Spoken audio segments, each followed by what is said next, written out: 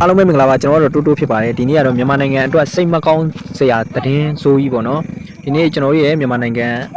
တော်တော်များများမှာပေါ့နော်မြင်းကလေးလှုပ်ခတ်သွားပါတယ်ကွန်တက်တမခွန်အဆင့်ရှိတဲ့မြင်းကလေးပေါ့နော်အဲ့ဒါဒုတိယလှုပ်သွားတာပေါ့နော်ပထမတစ်ခါလှုပ်တဲ့ဥစ္စာတော့ကွန်တက်တမ1 point လောက်ရှိတယ်လို့ပြောတယ်3ချိန်လှုပ်သွားတယ်လို့ပြောတယ်နော်တော်တော်ထိခိုက်သွားတယ်ဗျမြန်မာနိုင်ငံလမ်းပြလို့ပဲတော်တော်များများနေရာကြီးပေါ့နော်မြို့ကြီးစကိုင်းတရားကြီးပဲကျိုးသွားတယ်မဟာမြတ်မုန်ကြီးဖရားကြီးလည်းပြိုသွားတာတွေ့ရတယ်ဟိုဒါစိတ်မကောင်းစရာသတင်းပေါ့နော်မြန်မာထိုင်းတရုတ်ပေါ့နော်ဒီလာအိုမှာရောထိခိုက်မှုတွေရှိသွားတယ်လို့ကြားသိရတယ်ပေါ့အားလုံးပဲဘေးကင်းကြပါစေအကုန်လုံးတတိပရိယာနဲ့ဒီကြားပေါ့နော်အခုမြင်းကလင်ကအခုလှုပ်ခတ်သွားတာကမငြိမ်သေးဘူးဆိုတာကနောက်ဆက်တွဲမြင်းကလင်တွေရှိနေသေးတယ်လို့မိုးစလာလည်းထုတ်ပြန်တာရှိရပေါ့နော်အခု2ရက်3ရက်နောက်2ရက်3ရက်အတွင်းပါပေါ့နော်ဒါကြီး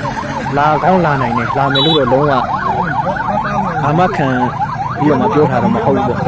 လာကောင်းလာနိုင်တယ်ပေါ့မြင်းကလေးနေကြောက်ရတယ်အခုဆိုရင်အပြည့်စီလည်းတော်များတယ်စိတ်မကောင်းကြပဲကျွန်တော်တို့ရဲ့မြန်မာနိုင်ငံကြီးအများဆုံးအေးချမ်းပါစေတဘာဝပြီးတဲ့တန်တွေလည်းအရန်နဲ့ခံနေရတယ်အဲဒီလည်းစိတ်မကောင်းကြရပါပဲဒီကအ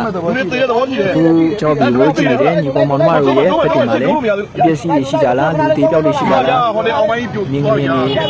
လောက်တာရောလောက်တက်သွားတာရောရှိကြလားကွန်မန့်မှာလည်းဝင်ပြီးတော့မှဆွေးနွေးပေးခဲ့ကြပါအောင်ခင်ဗျကျွန်တော်တို့ဘက်မှာတော့တော်တော်လေးကိုလှုပ်သွားပါတယ်နော်ကျွန်တော်တို့ဘက်မှာလှုပ်တယ်လို့မျိုးအတိကပြတ်မှတ်ထားပြီးတော့မှလှုပ်သွားတာတော့စကိုင်းပေါ့နော်စကိုင်းမန္တလေးမှာတော့တော်တော်အပြည့်စီများတယ်လို့ပြောကြတယ်မန္တလေးစကိုင်းနေပြည်တော်ဘက်တွေမှာလည်းထိတယ်ပေါ့နော်ရန်ကုန်မှာလည်းအနည်းငယ်ထိကြတယ်ဒီဘက်ကျွန်တော်ရှမ်းပြည်ဘက်မှာဆိုရင်တာစီဘက်မှာဆိုရင်လည်းတော်တော်တိုက်တည်ပြူကြတယ်နော်မန္တလေးမှာဆိုအပြည့်စီအများကြီးရှိတယ်လို့ပြောတယ်စကိုင်းတိုင်းလည်းပြူသွားတယ်ဆိုတော့တော်တော်ကိုပြင်းအားကြီးတယ်မြင်းကလေးပေါ့နော်ခွန်တက်တမခွန်အဆင့်ရှိတဲ့မြင်းကလေးလောက်သွားဆိုတော့နောက်ဆက်တွဲမြင်းကလေးအကြောင်းဖြစ်လာမယ်နောက်ဆက်တွဲပြဿနာကြီးလည်းကြုံလာနိုင်တယ်ကြိုတင်ပြီးတော့မှပြင်ဆင်ထားကြပါရည်ကြီးရေရှမ်းတွေမြစ်တွေနဲ့ညီးတဲ့နေရာတွေဒါကြီးလည်းဖြစ်လာနိုင်တယ်ငလျင်ကြောင့်မလို့မြင်းကလေးဆိုတာကျွန်တော်တို့ရဲ့ဒီမြေသားနှစ်ခုပေါ့နော်မြေသားနှစ်ခုပုတ်တိုက်ပြီးတော့မှဖြစ်တာဆိုတော့ရေတွေလည်းသမုတ်တရားတော်လကောင်းမြစ်တော်လကောင်းဒီရေတွေတက်နိုင်တယ်တုံထုတ်ပြီးတော့မှမီးတောင်နဲ့နီးတဲ့ရက်တွေမှာဆိုရင်လည်းတတိထားကြပါမြန်မာနိုင်ငံမှာလည်းရှိကြပါတယ်မီးတောင်အသေးတွေပါပေါ့နော်မီးတောင်တွေပါပြောမရဘူးပေါက်ကွဲတာတို့ပွင့်ထွက်လာတာတို့ဒါဖြစ်ကောင်းဖြစ်နိုင်တယ်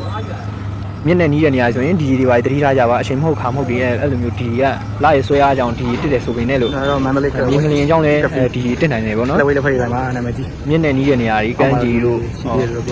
တွေခယူပြီးတာပါနောက်3-4ရက်လောက်5-6ရက်လောက်အတွင်းမှာလုံးကြုံနဲ့မြင်းကလင်လောက်ပြီဆိုရင်အိမ်ထဲမှာမနေကြနဲ့ကွင်းမြင်တွေမှာထွက်ပြီးတော့မှအားရောက်မှောက်နေတာတော်တော်ကောင်းငို့တို့ထိုင်နေတာတော်တော်ကောင်းကလေးတွေကိုထူယူစိုက်ကြပါအခုရက်ပိုင်းတွေမှာမိုးလေဝသသတင်းတွေကိုလည်းအမြန်ဆုံးနားထောင်ကြပါကျေးဇူးတင်ပါတယ်ကျွန်တော်တို့တိုးတိုးဖြစ်ပါတယ်ခင်ဗျာ